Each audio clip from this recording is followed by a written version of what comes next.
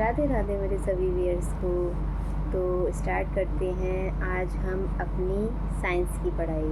ठीक है, तो कल मैंने क्लास 7 के चैप्टर 5 तक फिनिश कर दिया था अपनी पढ़ाई को।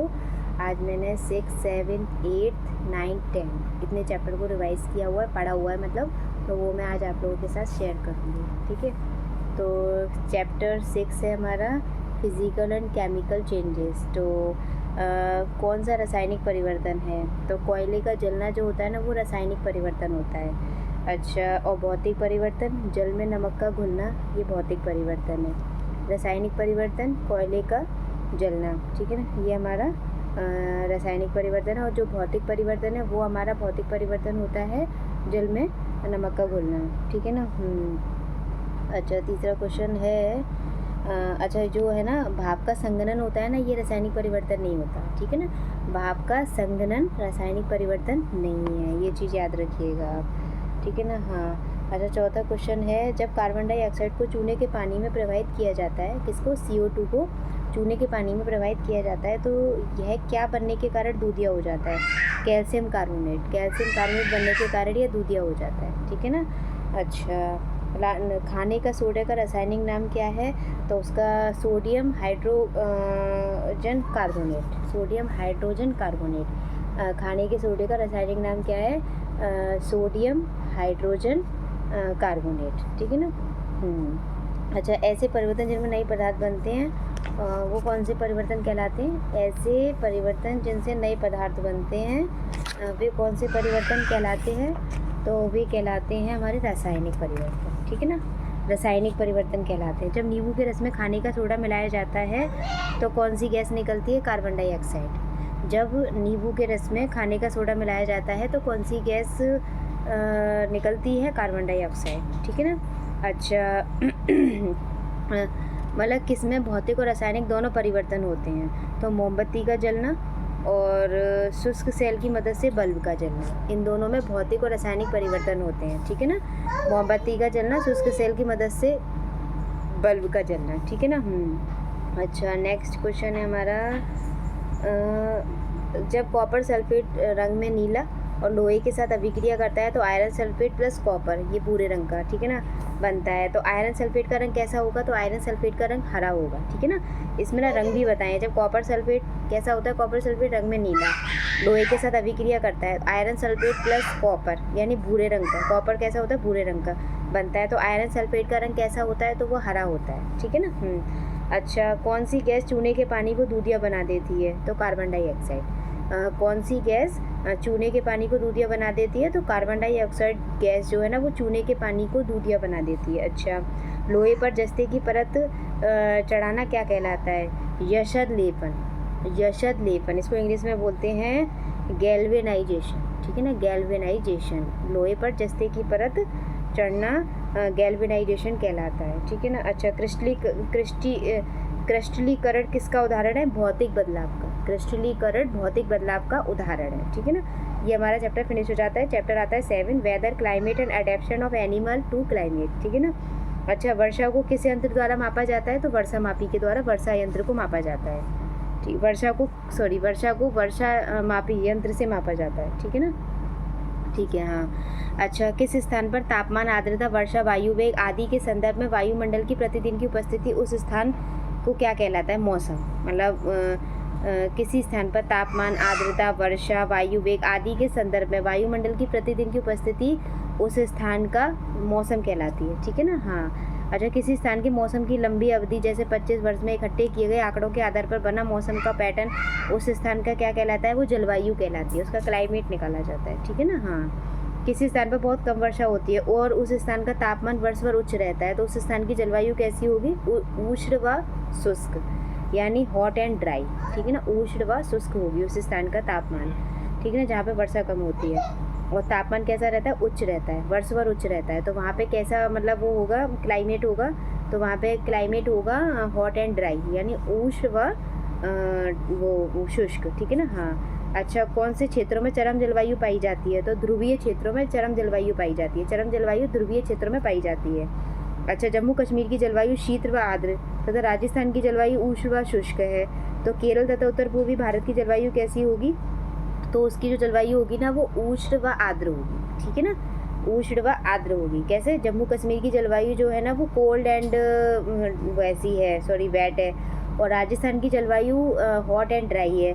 तो केरल तथा उत्तर पूर्वी राज्यों की यानी अरुणाचल प्रदेश वगैरह जो पड़ते हैं ना वहाँ की कैसी होगी? दक्षिण भारत में केरल और उत्तर पूर्वी राज्यों की यानी अरुणाचल प्रदेश की कैसी, ये सब पढ़ते हैं, उत्तर अरुणाचल प्रदेश असम वगैरह ये सब पढ़ते हैं ना, तो उनकी जलवायु कैसी होगी? तो उधर की जलवायु होगी आर्द्र और शुष्क, ठीक है ना, उष्ण व आर्द्र, मतलब जो भी बोल लो, है ना। अच्छा,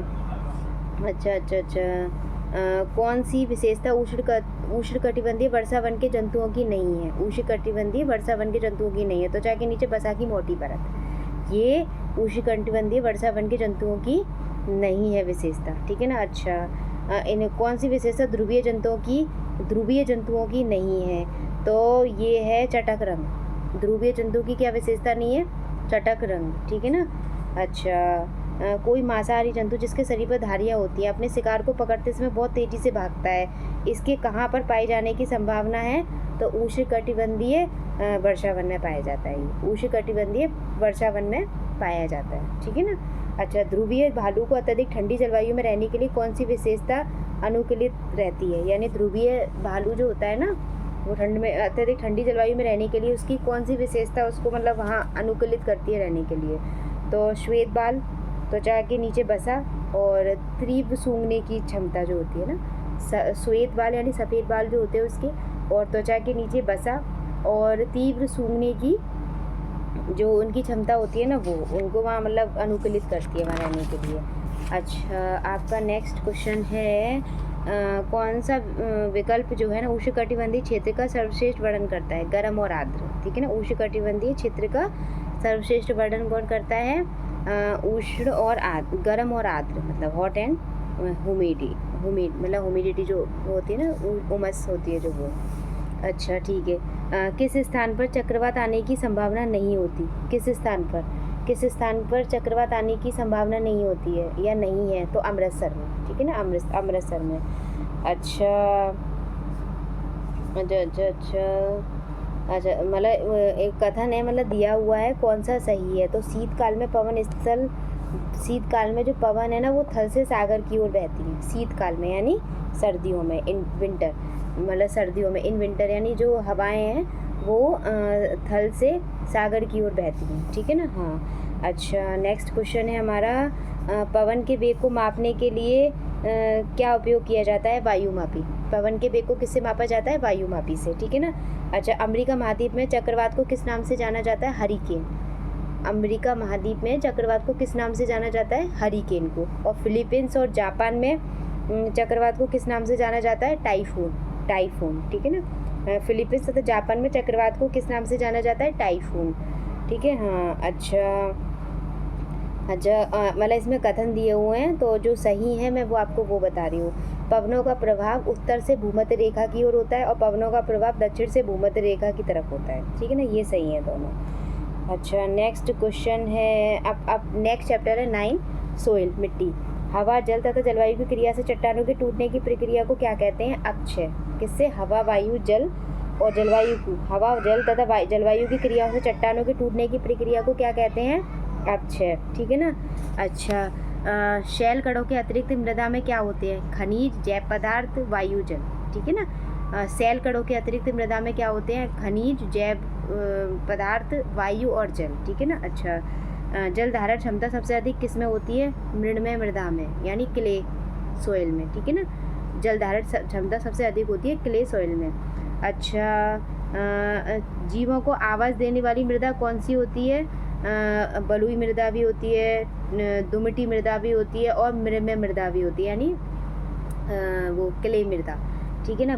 बलुई मृदा, दुमटी मृदा और मृणमय मृदा में जीवों के आवास देने वाली मृदाएं मतलब बोली गई हैं, ये कही जाती हैं। ये जिस मृदा में बड़े कणों का अनुपात ज़्यादा होता है तो वो कौन सी मृदा कहलाती है? बलुई मृदा, ठीक है ना, बलुई मृदा में, ठीक है ना, सैंडी सॉइल। अच्छा, जिस मृदा में बारीक सूक्ष्म कणों का अनुपात अपेक्षाकृत ज़्यादा होता है वह क्या कहलाती है? Clay soil. क्ले सॉइल में सूक्ष्म कणों का वो ज़्यादा होता है, ठीक है ना, सूक्ष्म कणों का अनुपात अपेक्षाकृत ज़्यादा होता है, ठीक है ना। अच्छा, नेक्स्ट क्वेश्चन है आपका छोटे व बड़े कणों की मात्रा लगभग समान एक सी होती है, वह क्या कहलाती है, वह कौन सी मृदा कहलाती है, तो वह कहलाती है दुमटी मृदा, ठीक है ना, दुमटी मृदा, ठीक है ना। हाँ, अच्छा, पादपों को उगाने के लिए सबसे अच्छी सीड्स मृदा कौन सी होती है, तो दुमटी मृदा होती है। पादपों को उगाने के लिए सबसे अच्छी सीड्स मृदा कौन सी होती है, तो दुमटी मृदा होती है वो, ठीक है ना। मिट्टी के बर्तन, खिलौने, मूर्तियाँ बनाने के लिए सबसे उचित मृदा है मृमय मृदा, ठीक है ना, क्ले सॉइल, ठीक है ना। और क्ले सॉइल से ही ना धान की खेती की जाती है। क्ले सॉइल भी धान की खेती के लिए सबसे उपयुक्त मानी जाती है और गेहूं की खेती के लिए भी सबसे उपयुक्त मृदा मानी जाती है क्ले मृदा, ठीक है ना। अच्छा, नेक्स्ट क्वेश्चन है आपका, सबसे ज़्यादा अपर्दन किसके कारण होता है, तो वायु के कारण होता है। सबसे ज़्यादा अपर्दन किसके कारण होता है, वायु के द्वारा। अच्छा, धान की खेती के लिए सबसे उपयुक्त मृदा कौन सी होती है, वही मैंने बताई थी ना, क्ले सॉइल। और गेहूं की खेती के लिए भी क्ले सॉइल होती है, ठीक है ना, उपयुक्त होती है ना। अच्छा, दालों की खेती के लिए सबसे अच्छी मृदा, सबसे उपयुक्त मृदा होती है बलुई मृदा, ठीक है ना। किसकी खेती के लिए, दालों की खेती के लिए। अब नेक्स्ट चैप्टर है 10, ये बहुत छोटा है, इसको जल्दी जल्दी कर देती हूँ। रेस्पिरेशन इन ऑर्गेनिज्म इसका नाम है, ठीक है ना। तिलचट्टे के शरीर में वायु कहाँ से प्रवेश करती है, तो ये करती है श्वास रंध्रों द्वारा। तिलचट्टे किसके द्वारा सांस लेते हैं, श्वास रंध्रों द्वारा, ठीक है ना। अच्छा, अधिक व्यायाम करते समय हमारी टांगों में किस पदार्थ के संचयन के कारण ऐंठन होती है, लैक्टिक अम्ल के द्वारा, ठीक है ना। जब हम व्यायाम करते हैं ना तो हमारे पैरों में खिंचन होती है, दर्द होता है, पेन होता है, ऐंठन होती है, तो वो लैक्टिक अम्ल के द्वारा के कारण ऐंठन होती है, ठीक है ना। अच्छा, किसी सामान्य वयस्क व्यक्ति की विश्राम अवस्था में औसत श्वसन दर क्या होती है, 15 से 18 प्रति मिनट, ठीक है ना, 15 से 18 प्रति मिनट। अच्छा, उच्च वसन के समय पसलियाँ किस ओर गति करती है, नीचे की ओर गति करती हैं, नीचे की ओर गति करती हैं, ठीक है ना।